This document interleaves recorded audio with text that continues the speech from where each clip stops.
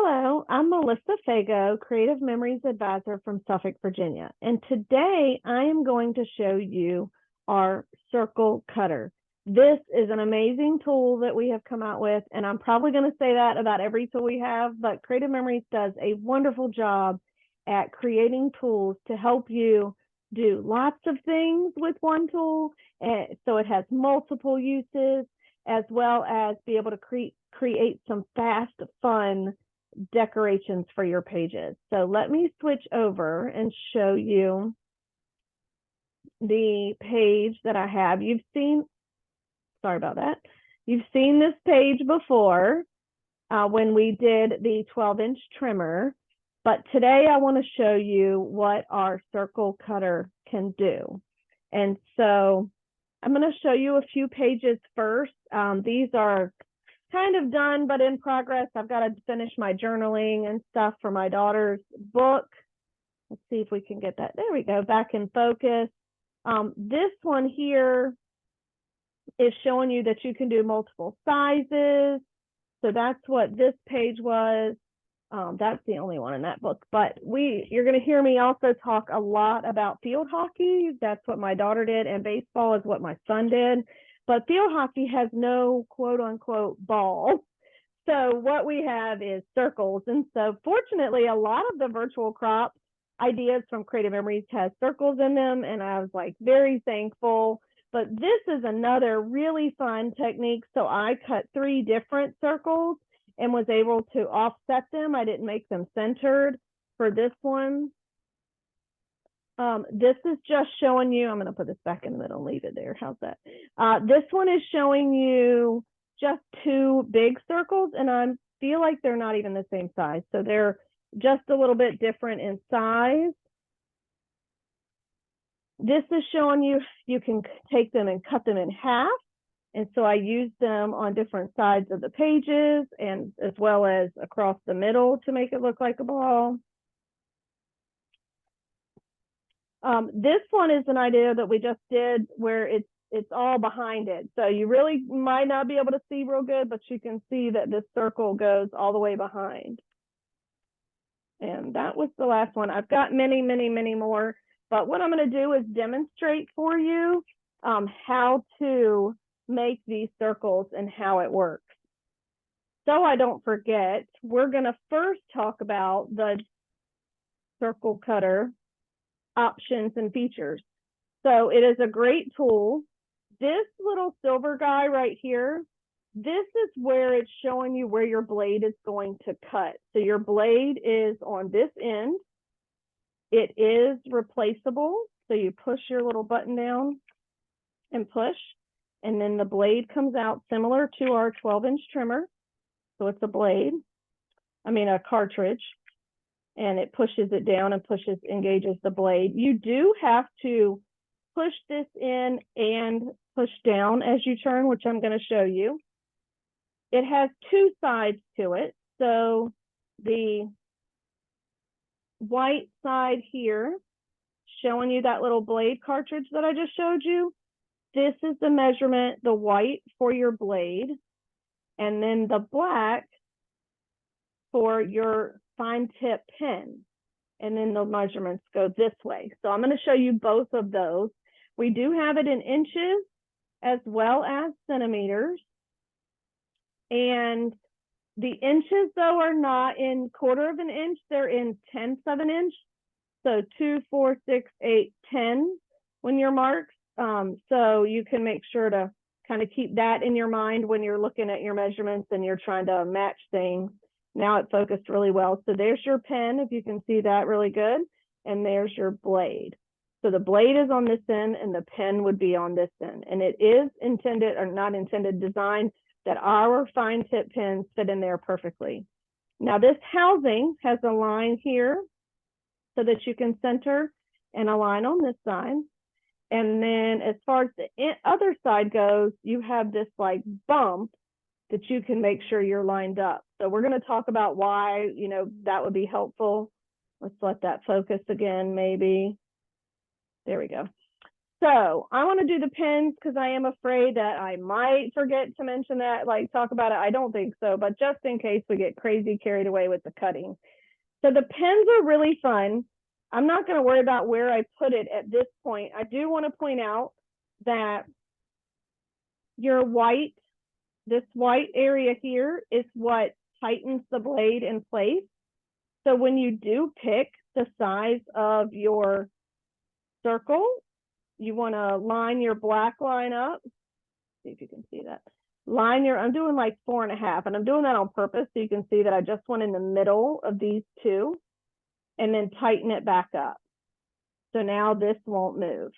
And then what happens is you're holding this down, and I like to hold it with my non-dominant hand. So that's my left hand. And then that way I can hold my blade down with my right or my pen down with my right, okay? And I just did that backwards by accident. I did it for the blade and not for the pen, and the pen is what I'm going to show you right now. So I'm going to go back and redo that at 4.5 for the, and I am holding this on this side with this hand and this finger so that I can tighten it and make sure it stays in place. So the cool thing is I'm going to use our, oh, that is round tip end. Let's pay attention to our pins. How's that? And, you know, if you're doing it on your page and you're not going to cut it out later or whatever, then you do want to, this 12, 13-inch mat, I guess, is wonderful. You can put your paper in and then you can say, okay, you know, where do I want my circle to start? And one of the things I like to do is, and I knew something was going to get in my way, is, let's do it down at this end, is put it where I think, you know, my pen is going to be right in the middle here. So I can see where the dot is going to show and then go around with it so that it doesn't, you see that it doesn't go off your page if that's where you want your circle to go. So figure it out. If you want it to be right in the middle, just make sure that it, you know, it's not going to go off your page. And we're going to probably try something like that.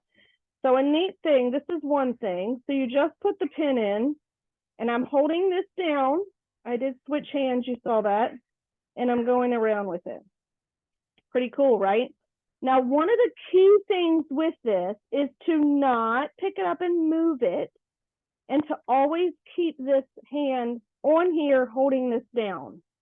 So to get mats with it, you're not going to move it. To offset it, you're going to move it slightly. And so I think that I am going to show you offsetting first because I'm going to really show you not moving it and cutting it more. So with the pins, it's really fun. Like I shifted it left and up just a tad. And then I can put another color pin in there and offset it. Yeah, and I went around a couple times so that I could get, you know, a little bit darker line on there. And then I'm going to do another color. And this is fun to try to do. You know, you might want to take your lids off your pins ahead of time. So I know that I went up and left. And so now I think I'm going to go down and right just a tad, just to give you another look at how different that could be. And that one I didn't move. So what do you think about that? Isn't that cute? And then you can decorate it with some stickers. You could use this as a title. You could cut a picture and put it in the middle, all kinds of different things. So really fun to do some shifting with it and do it that way. So since I didn't do that very well on the paper, I'm going to make this like smaller and show you that what I'm going to show you with the cutter, but show you with the pen. So we're going to go and we're going to do that. And I did my smallest one first, we're going to say. So then if you keep this holding down like I had told you before, now when you move it, you're going to have to let it go. But when you don't want it and you just want a mat, so I did that at 3 inches. So I'm going to go to like 3.4 and go out. And then I'm going to show you how you get an exact mat or another circle right out from underneath it. So did you see that? So what I did is I did my first one at one, mark, and that's whatever mark you want. I didn't move this. I loosened it. I made it a little bit bigger by 2/10. So 2/10 to 4/10. I guess that's 4/10. If I was at 3, I went to 4/10. So 4/10 to get the wider. If you did 2/10, it would be skinnier. So you can see that, and then this slides when you do that. So then you can make whatever measurement you want. You tighten it back up, put your pin in and do it, and you're going to get the same dimension, diameter around. So pretty cool. So now I'm going to show you this in the cutter side, which is what we're going to do to make these. All right. This is really fun. I do want to show you with this one a really, really, really fun technique. So I'm centering my paper on my page. I am making sure my black mark is on 6. And then I'm making sure this guy is on 6. And I feel really good about it. And eyeballing it as close as you can. Hold this down. And I'm going to make this, and you could get this part done first, but I did it last. I'm going to do like 11.5. And I'm really particular if I haven't said that before. So I'm holding this down. This looks really good to me that it's at 6 inches on both sides. And then I'm going to make sure before I push anything down that my silver guy is on the page. Now, if you center it just right, you'll be able to use the outside page as well. So I'm going to, I was making sure. So to cut, I'm pushing down a little bit. You won't feel a lot of pressure on that, but I am when you push in, you'll push down and you'll feel it. And then you just go around. And if you feel like it didn't go through enough, but I really saw that it did, just go around again.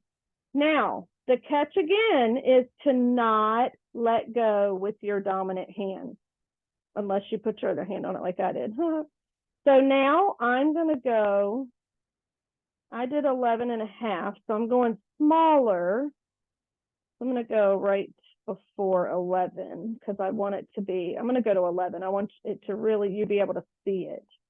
But the cool thing is you're going to see, right? And that really was thin, even though that was a 1/2 inch. So I'm going to go even more so you can really see. I'm going to go a full inch this time. And this is to show you that you can pick whatever your dimensions are and do whatever you want and just come up with whatever kind of look that you would be interested in. So let me see what we have here. I'm going to do one more. I'm going to show you several different things that you can do with this.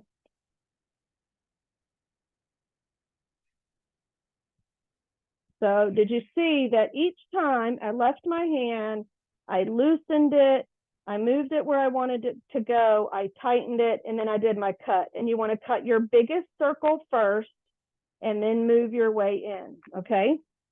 And in doing that, what I have are a whole bunch of circles. So first I have the outer edge that I could use on another layout, another page, the opposite side.